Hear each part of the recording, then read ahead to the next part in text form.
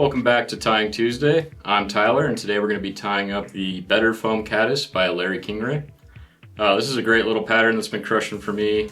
Anytime you see caddis coming off, go ahead and throw this on. Floats high and it smashes.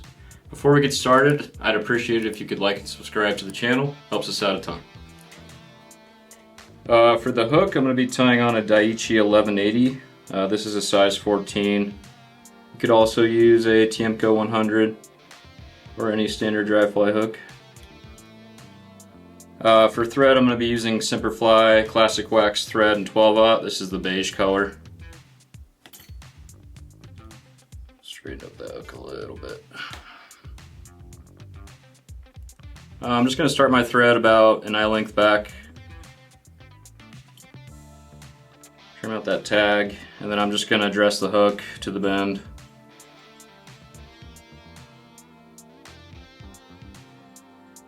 Then come back up. And then next I've got some Wapsi razor foam. This is the translucent tan. I've cut a piece about the width of the hook gap, and then I'll go ahead and cut a little wedge into it just to make it easier to tie in. Just like so. Go ahead and tie that in, then wrap back to the bend.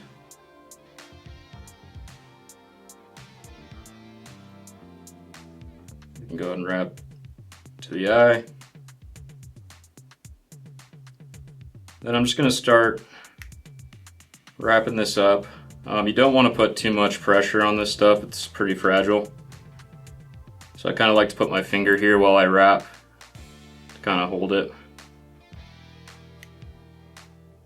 We're just trying to create a nice even segmented body.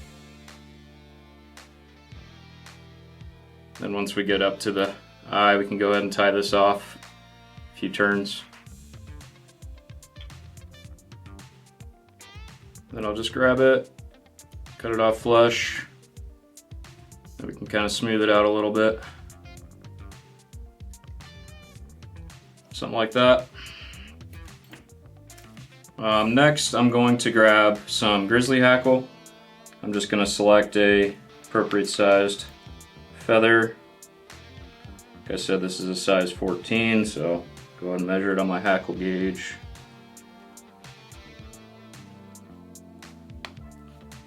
Pull off a feather. And then I will just cut it off here where it starts to get even.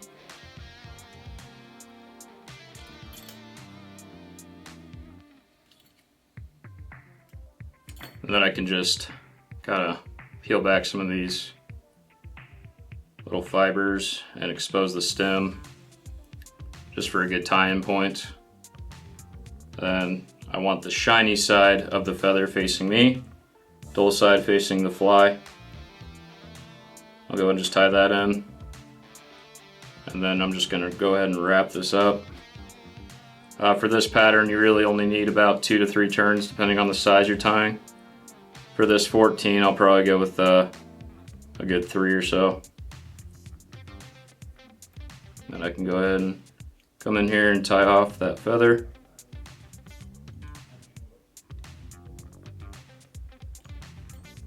Go ahead and trim that out. Trim out any that got caught by the thread.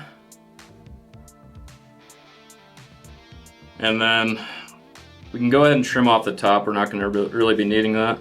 So we'll just trim that off flat.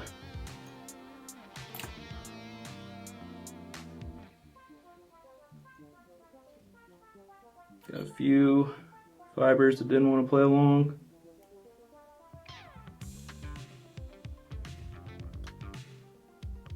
Trim those off close. Something like that. Then we're going to grab some elk hair. Just a little clump. Don't need a whole lot. I'll just go ahead and trim that off. And I like using my Stonfo dubbing brush and just kind of brushing out some of this under fur. Make for a better tie-in point. And I'll pull out any broken tips that I can see.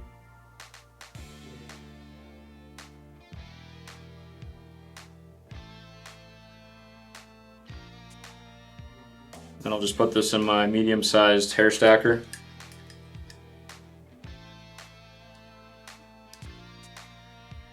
Go ahead and stack that up. Make sure our thread is right in front of that hackle tie-in. Kind of spin up our thread a little bit. Grab our elk hair. Again, do another inspection, make sure that this is where we want it, there's no broken tips. And then I'll just measure this. I typically like to go to the end of the body, maybe just a little bit past. And then I'll just do one turn, one behind it, another, and then I'll pull it tight.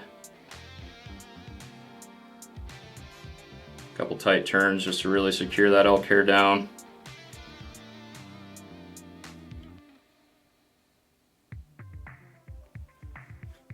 And then we can come in here and trim out these butt ends. Just kind of lift them up. Use the tips of your scissors. Try to cut them off as close as possible.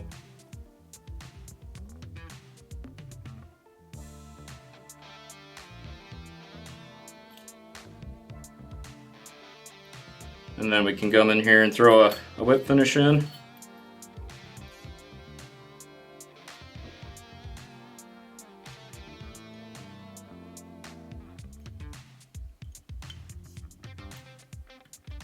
Make sure that's nice and tight. Trim out our thread.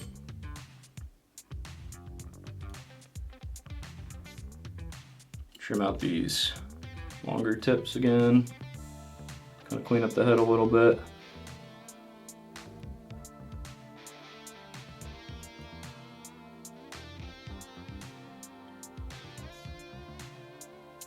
And there you have it. That's the Better Foam Caddis. Really fun pattern to fish. I've been enjoying it a lot. So if you want to tie this one up, you can come visit us at the shop in Centennial or visit us at AvidMax.com. Thanks for watching.